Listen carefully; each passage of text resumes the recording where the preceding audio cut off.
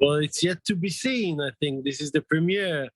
But, basically, I think audiences all around the world are kind of the same. And if taking in mind the premiere we already had in Cannes Film Festival and the Israeli Academy, I'm pretty confident that it would find open hearts in the American audience also.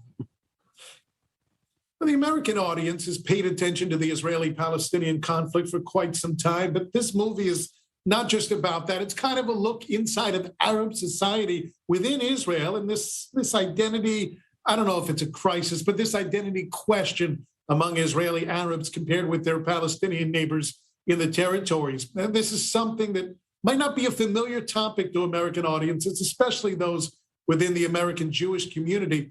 How do you, in terms of presenting this to an international audience, do you feel that they are, I don't know, familiar with the subject matter? No, I think they will be quite interested to learn and, dive into this world of the Palestinians who holds Israeli citizenship inside Israel, which are basically 20% of the population in Israel are Palestinians with, who are civilians who have their identity cards and but still are, treated differently under the law system of Israel. And I think which is a topic that I would be very happy the film raises and asks the question. I mean, basically, I guess the film, in its kind of fairy tale way, ask a bigger question about how people tend to define themselves by closing other people. And I hope not, that you don't have to close other people in order to define your own identity. There's a part of this movie where the bride and groom are standing next to each other, and there's this cage of doves that is supposed to be released. And of course, doves symbolize freedom, in some way symbolize peace. This cage of doves is released, and these doves just refuse to fly. Some people looked into that and saw an Arab society within Israel that is, supposedly free to fly, but can't or won't for whatever reason. Others had a different interpretation. Can you give us some insight as to what that scene really meant? I'm not here to interpret my film, because if I do that, then I'm narrowing the possibility of people getting engaged to it. Getting engaged in the film. So, the best insight I can say that it made me laugh, and I hope it will make the audience laugh.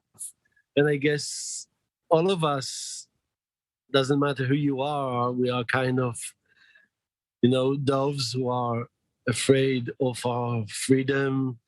If we really allowed freedom, not many people are sure what will they do with this freedom.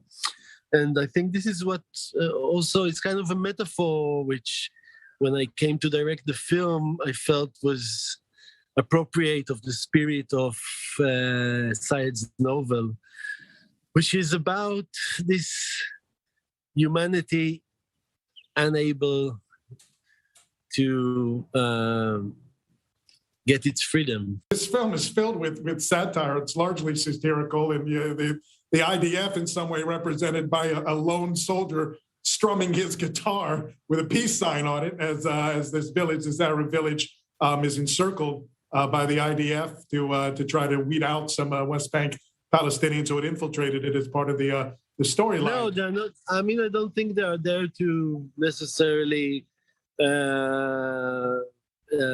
get the West Bank Palestinians or anything. It's more a Kafkaesque tale. It's about what happened to a normal place, people living their life, and then just one day, there's a cop in the end of the street. There's a tank at the end of the street. There's a gate. This story, in this sense, is universal. What is the key? Is there a key for an Israeli film to capture an international audience? Is there some dynamic to it? Is there some component of it in which an Israeli film can really capture the imagination of an international audience, or is it varied?